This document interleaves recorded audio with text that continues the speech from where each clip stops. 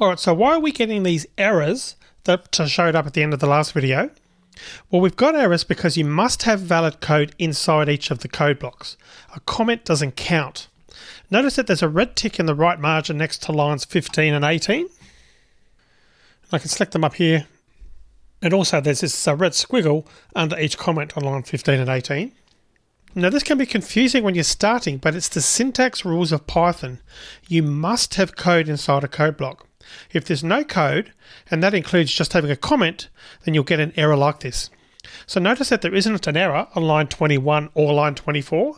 There is code inside those two blocks, so we don't get that error. If getting an error wasn't confusing enough though, the error message makes it even worse. And if I hover over one of them again, you can see the error we're getting there is indent expected. But of course, looking at that, you can see those comments are already indented. They're obviously indented. So we can see that on the screen. You may not see an error if you're using a different IDE, but you will get it when you try to run your code. So things like this can have you tearing your hair out. Fortunately, there are very few times when something like this happens. And now that I've pointed it out, you'll remember it and avoid tearing your hair out. What you'll often find programmers doing is adding a dummy bit of code inside the indented block to clear this error. So there's a specific keyword in Python for that, and that's called parse. So I'm going to come up here to line 16, tab over and type parse. Now come down to line 19, tab over and type parse again.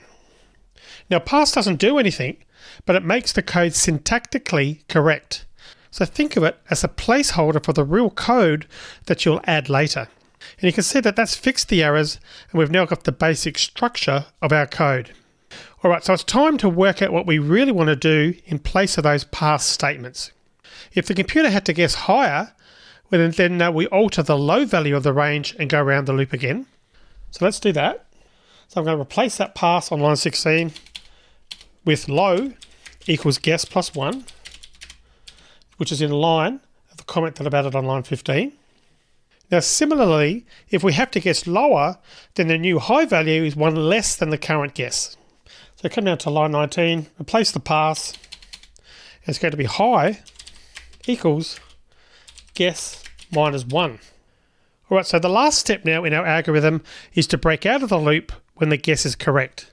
So we're going to come down here, then on line 22, we're going to add the keyword break, so that we do just that. We break out of the while loop if the computer has successfully guessed it. If you're programmed in other languages, you might be wondering if we could use a case or switch there. Don't bother searching for how to do that in Python. Python doesn't have a case or switch statement.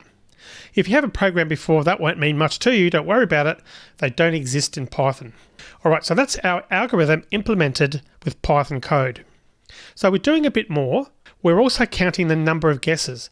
So that means, therefore, we should increase the count before the loop goes around again. So we need to come down and add that code. We basically need to add it at the same level as the if, and I'm going to put it down here on line 27. Actually, what I'll do is I'll come down here and I'll just, to be consistent with our code, I'm going to take that up one line. And over here, on line 26, now I'm going to type guess, or guesses rather, equals guesses plus 1. So be careful with the indentation there. That line must be indented one level as I have it there, so that it's inside the while loop, but not inside the else block. So for now, we're going to ignore this suggestion from IntelliJ. I'm going to talk about that in the next video. But at this point, we've now finished. Our program is finished. Check your code carefully, and then in the next video, we'll test it out to make sure it works. See you in the next video.